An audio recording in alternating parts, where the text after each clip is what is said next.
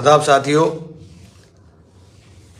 दोस्तों, कल इंशाल्लाह 11 बजे नामांकन करेंगे। आप लोगों की दुआओं से माहौल बहुत अच्छा है। जिस प्रकार से मुझे समर्थन सभी लोगों का मिलने का काम हो रहा है, मैं उसका किन लफ्जों में शुक्रिया अदा करूं, मुझे समझ में नहीं आता। 2004 के बाद ये पहला चुनाव है जिस चुनाव में मेरे गैर मुस्लिम भाइयों का समर्थन और सहयोग इस खुल करके मिलने का काम हो रहा है। हर गांव में कोई सा भी गांव हो, जिस गांव में हम बहुत 8-5, 7-7, 10-10, 20-20, 50-50 वोट पे थे, उन गांव के अंदर भी हमें समर्थन देने की बात और बुलाने की बात कर रहे हैं। तो इंशाल्लाह चुनाव तो बहुत अच्छा है। हमारे विरोधी लगातार दुष्प्रचार के अंदर लगे हैं। एक वीडियो बार बार डाला जाता है पुराना बसपा के टाइम का, और उसमें बार बार ये कहा जाता है कि मैंने बहुजन समाज पार्टी को विकल्प के तौर पे, मैं बिल्कुल आज भी उस बात पे कायम हूं। मैंने कहा था कि बहुजन समाज पार्टी के साथ जिस तरह से दलित चलने का काम करता है, अगर वो साथ मिलकर के चले तो हम लोग इस लड़ाई को बहुत आसानी से जीत सकते हैं।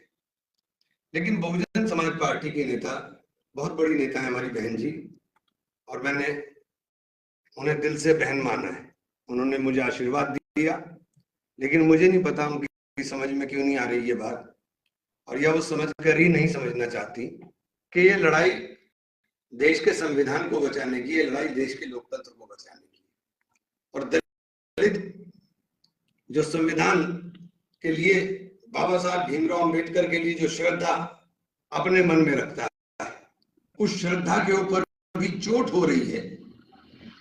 और जिस तरीके से संविधान के साथ खिलवाड़ करने का प्रयास मौजूदा सरकार के अंदर किया जा रहा है, अगर संविधान ही बचेगा तो फिर हम राजनीति कैसे करेंगे?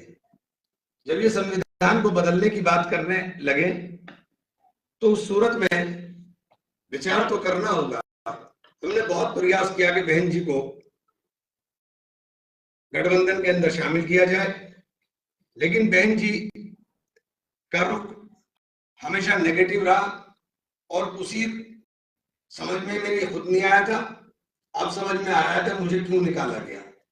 मुझे इसीलिए निकाला गया था कि बहुजन समाज पार्टी से अगर मैं चुनाव लड़ता तो बहुजन समाज पार्टी का नतीजा क्या होता। लेकिन मैं किसी भी सूरत में उस सूरत में चुनाव न लड़ता कि आप भाजपा की सहयोगी के रूप में दिखाई देने का काम करें। हमारी भारतीय जनता पार्टी के साथ वैचारिक लड़ाई है, और उस वैचारिक लड़ाई को हम लोग लड़ने का काम करेंगे। और मेरा आपसे आग्रह है कि कोई भी साथी इस चीज को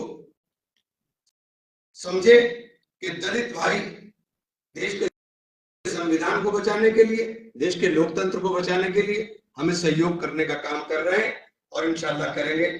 और आगे भी आपसे यही कहूंगा कि कल नॉमिनेशन है सुनेगा भारत पर, और वीडियो देखने के लिए चैनल को सब्सक्राइब करें और बेल आइकॉन को दबाएं।